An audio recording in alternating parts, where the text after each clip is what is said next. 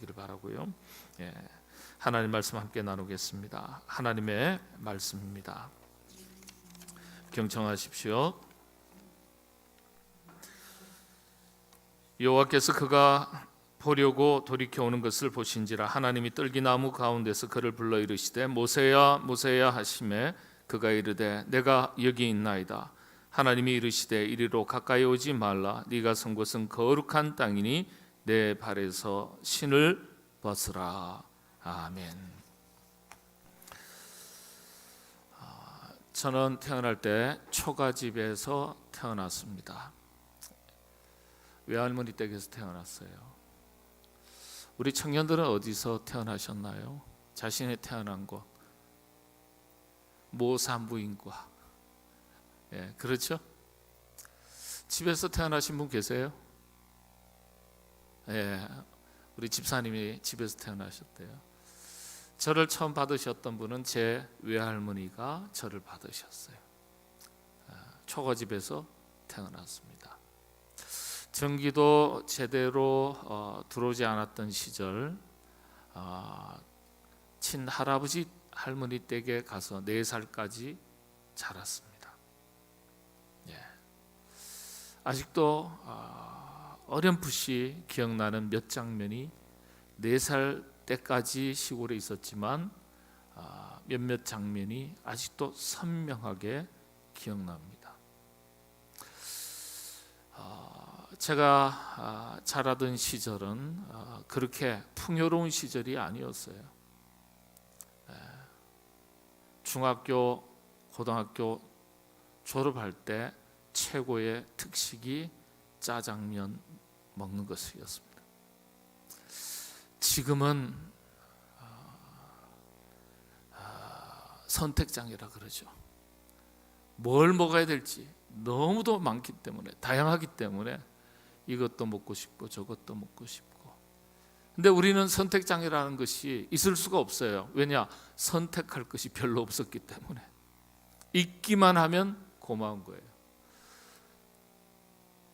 바나나를 그래도 한 개 다 먹어볼 수 있었던 첫 경험은 초등학교 4학년 때였습니다. 지금은 널린 게 바나나예요. 그렇죠? 제가 자라오던 환경과 여러분들이 청년들이 자라오던 환경은 무척 다릅니다. 제 부모님 세대는 더더욱 달라요.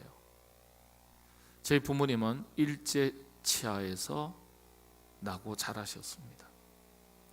저희 어머님이 제가 어릴 적에 뭘 물건을 세시면 어릴 때 습관을 따라서 세실 때 2, 4, 6, 8, 10 하시면 되는데 니시 로쿠 하치도 이렇게 세시더라고요. 그때 어머니께서 숫자 세시던 일본말을 제가 아직도 기억합니다. 니시 로쿠 하치도. 예. 어릴 때 일본 순사들이, 사람들이 학교에다가 초등학교에 들어가지 않았던 아이들까지도 다 불러 모아가지고 일본말 가르치던 것 어머니가 배우셨어요. 그때 불렀던 노래 한도막을 가르쳐 주시더라고요. 조선의 동무야 우리 동무야. 예. 우리 한국 사람들을, 조선 사람들을 순화시키기 위해서 일본 선생님들이 그렇게 조선 사람과 일본 사람은 친구란다.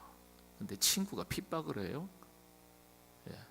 그렇게 노래를 가르쳤고 저희 어머니가 배우셨어요. 제가 자랄 때보다도 훨씬 더 어려웠던 환경에서 자랐습니다.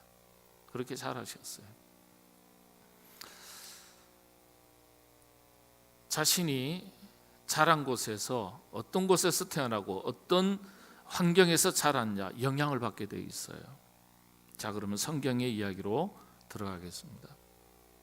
여러분, 이스라엘의 신구약 성경에 전체적으로 굉장히 위대한 지도자 인물들이 참 많아요. 근데 구약에서 최고의 인물로, 지도자로 꼽을 때 역시 모세를 꼽습니다.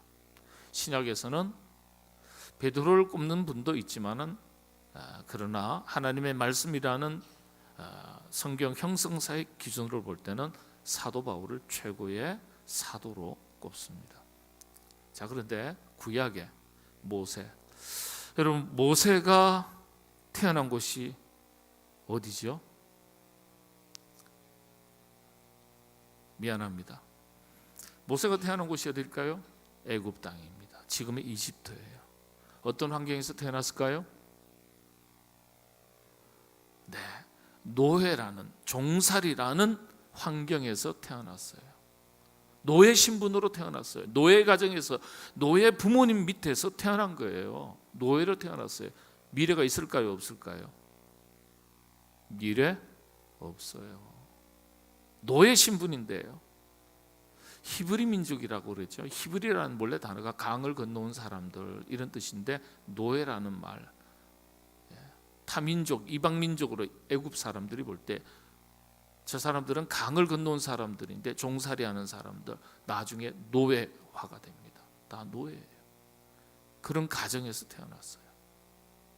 노예가 미래가 있습니까? 노예의 자식이 미래가 있나요? 없어요.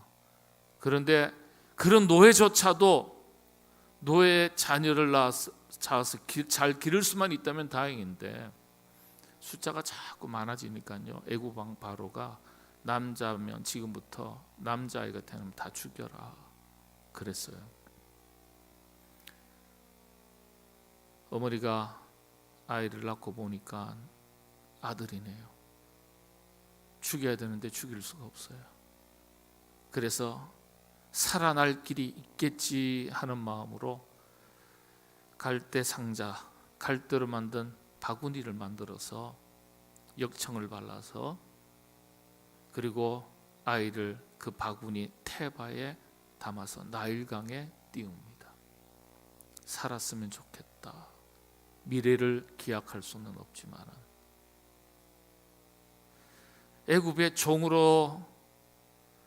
종의 자녀로 태어난 것도 기가 막힌데, 태어나자마자 바구니에 담겨져서 죽음의 강 나일강으로 던져집니다. 죽은 목숨이나 다름없어요. 근데 기가 막히게 하나님의 역사에 하나님은 개입하셔서 갓난아기 모세가 나일강에 바람 쐬러 나왔던 애굽 왕 바로의 공주로부터 이 아이가 발견되게 됩니다.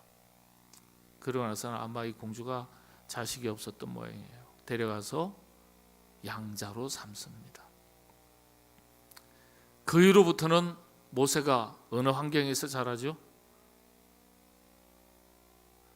노예 부모 밑에서, 노예의 환경에서 자란 게 아니라 애굽 왕실에서 왕자의 교육을 받으면서 자라게 됩니다.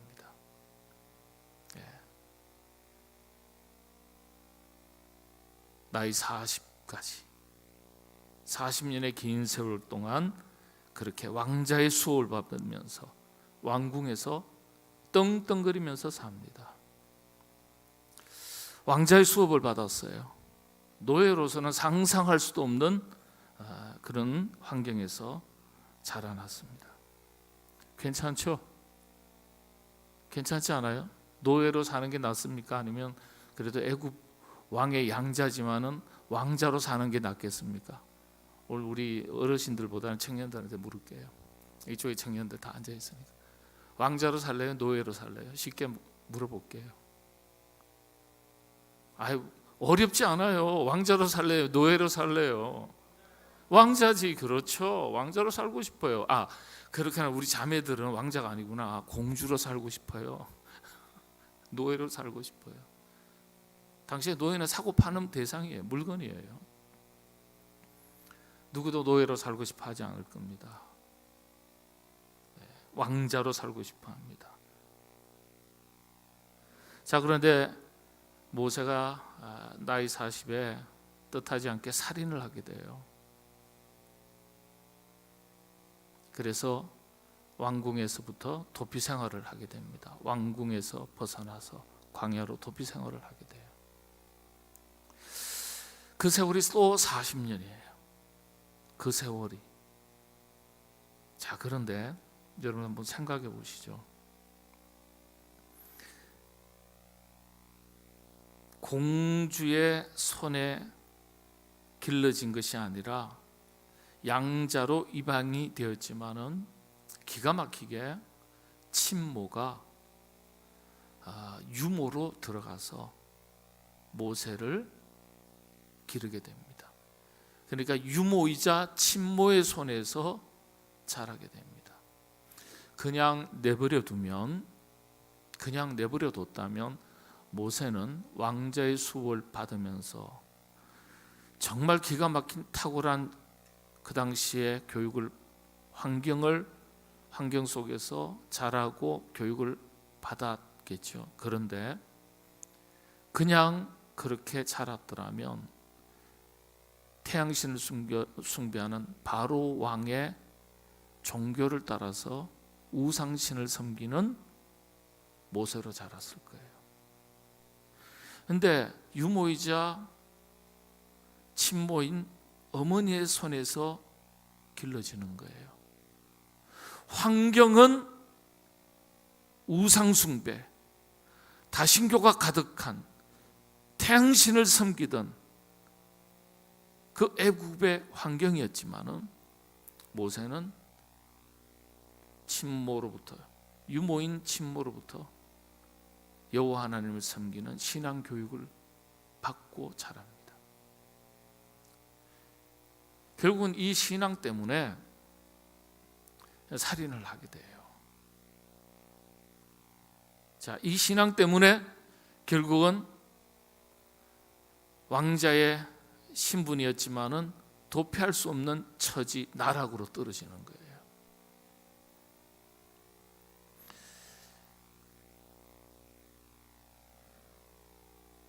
저는 이 모세가 이런 자라온 환경을 보면서 어머니로부터 여호와 하나님 신앙을 배우고 키워왔는데 자신이 살아온 환경은 애굽의 엉뚱한 문화예요. 하나님 없는 세속의 문화예요. 이 속에서 어떤 갈등이 있지 않았을까? 그런 생각이에요. 여러분 보세요. 여러분은 하나님을 믿는 하나님의 사람들이에요. 교회에서 또 가정에서 신앙을 배우고 신앙을 키워왔어요.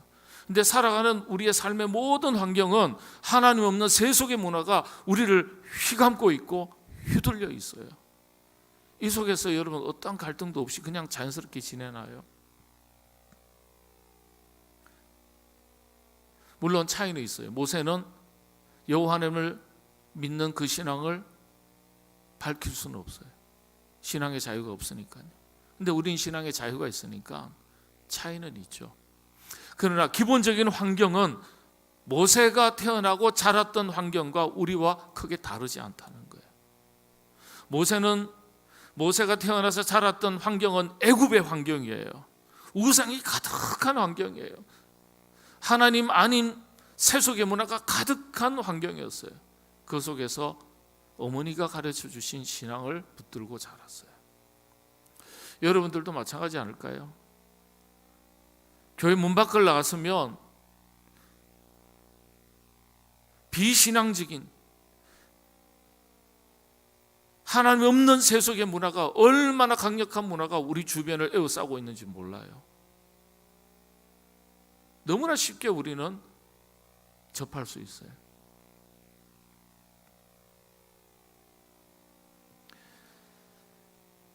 그 속에서 갈등이 없을까? 왜냐하면 현실 속에서 부딪히는 문제들이 생길 수 있잖아요. 그죠? 신앙의 길을 선택할 것인가? 아니면 세상의 길을 선택할 것인가?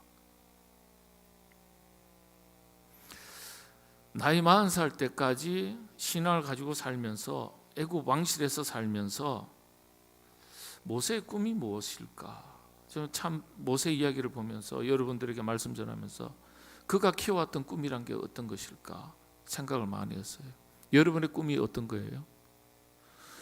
애굽 왕실에서 왕자로서 교육을 막 받으면서 모세가 키워왔던 꿈은 무엇일까? 자신의 미래의 꿈은 내가 애굽에 그래도 양자로서 두트모스 1세, 2세 아마 그 중에 한 사람하고 형제지간인 것으로 알려져 있어요. 세계사에서는. 그러면 형동생하는 사이인데 왕은 못 될지라도 애굽의 최고의 권력자, 지도자는 될 수 있는 꿈과 야망을 키울 수는 있잖아요. 그런 꿈을 키웠을까? 아니면 신앙이 있었으니까? 그리고 자신이 이스라엘 민족이라는 것은 알고 있었으니까 이스라엘 민족을 언젠가는 규합해서 독립해야지, 이런 꿈을 키웠을까? 말씀드린 대로 애굽에서 권력을 쥐고 부귀영화를 누릴 수 있는, 그리고 적어도 왕은 아니라 할지라도 강력한 힘을 가진 지도자로서 자신이 살아갈 미래의 꿈을 키웠을까? 나이 40살까지 왕궁에 있었어요. 모세가 어떤 꿈을 키웠을까요? 나중에 천국 가면 물어보고 싶어요.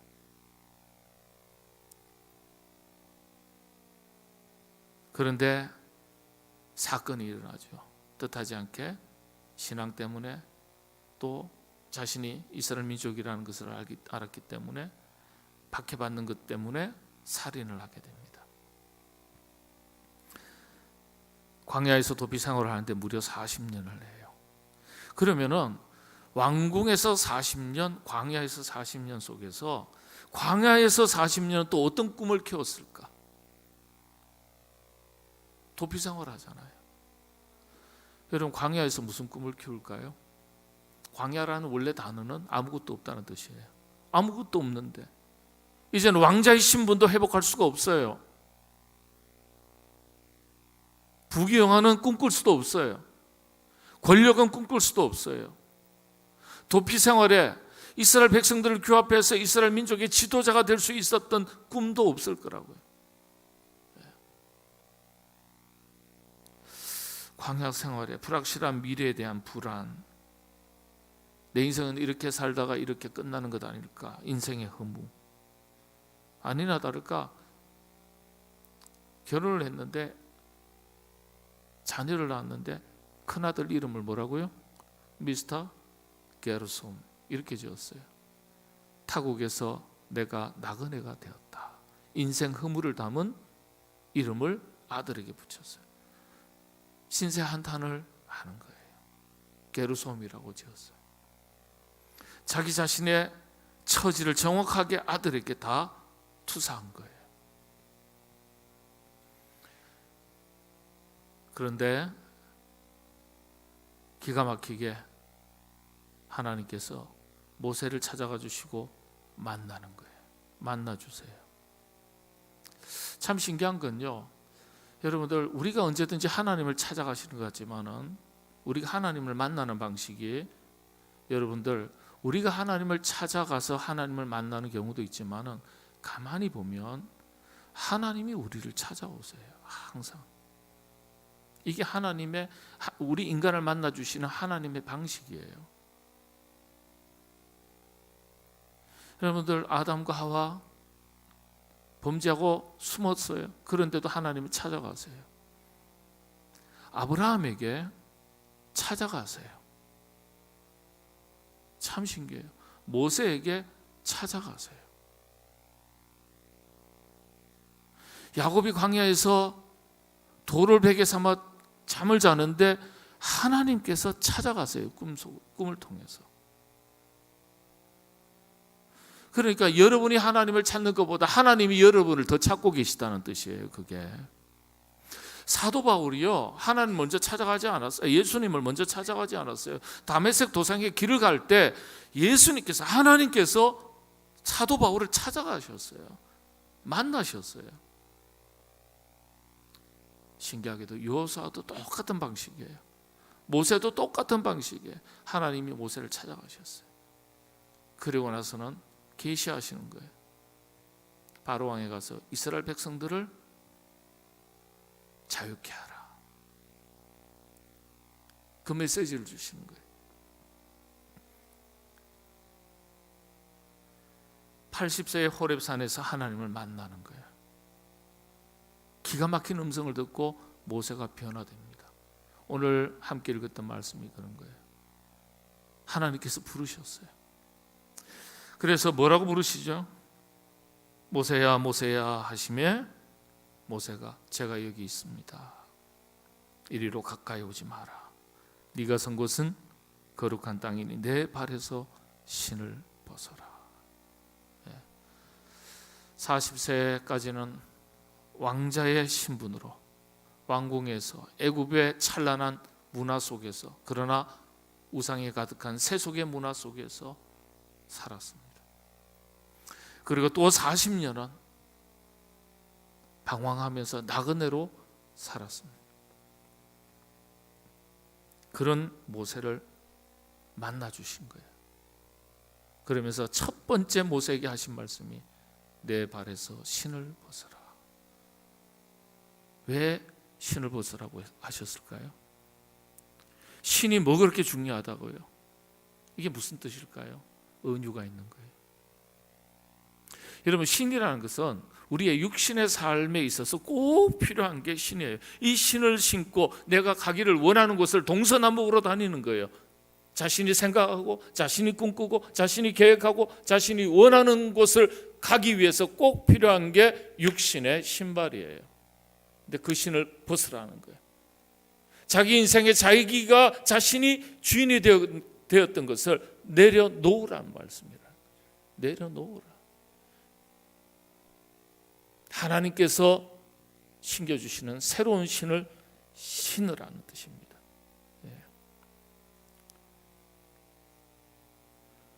인생의 목표가 달라지고 가치 기준이 달라지고 꿈꾸는 것이 달라지고 그동안에 자기 인생에 자기가 주인이 되었던 것을 다 내려놓고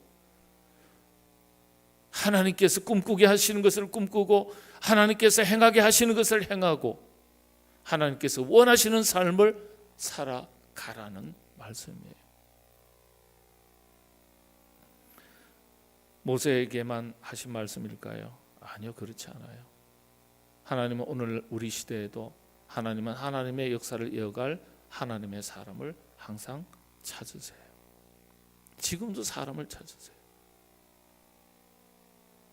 여러분이 제2의 모세가 될 수 있는 거예요. 여러분이 어떤 곳에서 태어나셨든지 관계가 없어요. 여러분의 지금 살아가는 환경이 어떠하든지 관계가 없어요. 중요한 것은 하나님을 제대로 만나는 게 중요한 거예요. 하나님을 제대로 만나야 여러분의 삶이 하나님 보시기에 진정 의미 있는 삶이 되고 가치 있는 삶이 될 수 있다는 거예요. 여러분들, 여러분이 꿈꾸는 것이 중요하지 않아요. 물론 중요하다고 말씀드릴 수는 있어요. 그러나 여러분이 꿈꾸는 것보다 더 중요한 것이 있다면 하나님께서 여러분을 향해서 어떤 것을 꿈꾸고 계획하시느냐, 그게 더 중요해요. 여러분, 그것을 아는 게 여러분들에게 더 중요한 거예요. 하나님께서 나를 통해서 무엇을 꿈꾸고 무엇을 이루시기를 원하는지 나를 향하신 하나님의 거룩하신 뜻을 깨닫고 그 뜻에 맞춰서 내가 꿈꾸는 것을 이루어가는 것이 정말 중요하다는 거예요. 내 발에서 신을 벗어라. 내가 거룩하니 너희도 거룩하라. 하나님이 깊은 임재를 원하신 거예요. 하나님과의 깊은 만남을 원하신 거예요. 그 속에서 전 인격이 바뀌는 거예요. 삶의 방향성이 달라지고 삶의 목표가 달라지고. 80세에 호렙산에서 여호와 하나님을 만나게 됩니다. 그러면서 모세가 완전하게 바뀝니다. 그리고 나서는 바로 왕을 찾아가고요. 그리고 이스라엘 민족을 자유케 해달라, 고향으로 돌아가게 해달라 담대하게 외치고, 그리고 이스라엘 백성들을 이끌고 40년 동안 가나안 땅, 젖과 꿀이 흐르는 가나안 땅을 향해서 이스라엘 백성들을 이끌고 광야로 나아가고 행진합니다. 지도자로서 40년의 삶을 삽니다. 참 멋져요. 애굽에서의 왕자의 삶에서 40년, 광야에서 아무것도 없는 광야에서 40년, 그리고 이스라엘 민족의 지도자로서 40년 그렇게 생을 살다가 120세에 하나님의 부르심을 받았어요. 여러분들, 우리 인생의 압축판이 될 수 있어요. 여러분이 자라온 환경이 애굽이든지 나일강에 던져진 것처럼 아무것도 없든지 광야이든지 관계가 없어요. 하나님께서 여러분의 인생에 개입하시면 죽을 목숨도 살아나게 되고요. 아무리 거대한 세속의 문화가 여러분을 휘감아도 그 속에서도 여호와 하나님을 향한 신앙을 아름답게 꿈꾸고 키워낼 수 있어요. 키워갈 수 있어요. 그리고 하나님께서 쓰시려면은 여러분의 자라온 환경과 배경과 여러분의 능력에 관계없이 하나님은 위대한 하나님의 나라를 위한 훌륭한 인재로서 지도자로서 하나님은 쓰실 수 있고 여러분은 쓰임 받을 수가 있습니다. 우리 청년들 가운데서 모세와 같은 그런 인물들이 다 나오시기를 바라고 여러분들이 그와 같은 주인공들이 되시기를 바랍니다. 이번 수련회가 그래서 하나님을 깊이 만나는 내 발에서 내 신을 벗어라. 나를 내려놓고 주의 음성에 귀를 열고 내가 꿈꾸고 계획하는 것보다 하나님께서 내가 무엇 하기를 원하시는지 나에 대해서 무엇을 기대하시는지 하나님 음성을 듣는 가운데 찾으시고 여러분의 삶을 새로운 삶을 살기 위한 아름다운 결단이 있는 그런 수련회가 되시기를 바랍니다.